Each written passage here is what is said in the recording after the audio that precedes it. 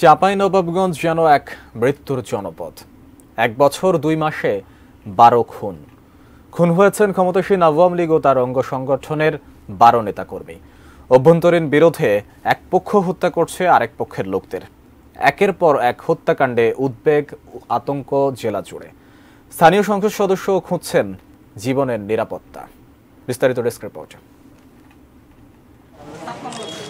আমের জন্য বিখ্যাত জেলা চাঁপাইনবাবগঞ্জে অস্ত্রের ঝনঝনানি আর রক্তের হোলি খেলা একের পর এক রাজনৈতিক হত্যাকাণ্ডে পরিণত হয়েছে এক আতঙ্কের জনপদে। গত বছরের 19 এপ্রিল খুন হন চাঁপাইনবাবগঞ্জ জেলা যুবলীগ নেতা খায়রুল আলম জেম। এরপর পর্যায়ক্রমে হত্যাকাণ্ডের শিকার হন আওয়ামী লীগের আরও 11 নেতা। এবছরের 27 জুন খুন হন ইউনিয়ন আওয়ামী লীগের সাধারণ সম্পাদক ও জেলা পরিষদ সদস্য আব্দুস সালাম এবং তার সহযোগী মতিন আলী। 1 বছর 2 মাসের মধ্যে মোট 12 জন নেতাকর্মীর খুনে আওয়ামী লীগের তৃণমূলে বিরাজ করছে আতঙ্ক। আতঙ্কে অনেকেই এখন এলাকা ছাড়া। ওই হত্যাকারীর আমরা ফাঁসি চাই। আমরা সব জনগণে আমরা কোনোদিন কেউ চাই না যে আমার দেওয়ারের মতন এরকম কেউ ভাই হারা, কেউ দেওয়ার হারা, কেউ বাবা হারা, কেউ স্বামী হারা, আমরা এটা চাই না।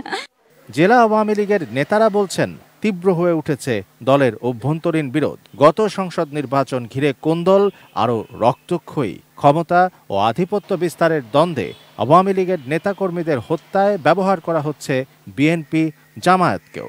এক পক্ষ দুষছে প্রতিপক্ষকে। অনেকটা অসহায়ত্বের কথাই জানালেন স্থানীয় সংসদ সদস্য। আমার সরকার ক্ষমতায় আমরা প্রতিনিধিত্ব করছি, তারপরে একের পর এক আওয়ামী লীগের জনপ্রিয় নেতাকর্মীরা সন্ত্রাসী দ্বারা নিহত হচ্ছেন। কেন হচ্ছেন এটি সকলেরই তদন্ত করে দেখা দরকার। পুলিশের পক্ষপাত ও নিষ্ক্রিয়তার অভিযোগও তুলেছেন সংসদ সদস্য। তবে অভিযোগ অস্বীকার করে পুলিশ বলছে পুলিশের সক্রিয় ভূমিকার কারণেই দ্রুত সময়ের মধ্যে তদন্তও হয়েছে অনেক হত্যা মামলার। অতীতে যতগুলো মার্ডার হয়েছে তাদেরকে আসামি শনাক্তকরণ পূর্বক আমরা আসামি গ্রেপ্তার করেছি। পুলিশ আইনের ভিত্তিতেই কাজ করে যাচ্ছে। এখানে নিশ্চুপ থাকা বা গাফিলতির কোনো সুযোগ নেই।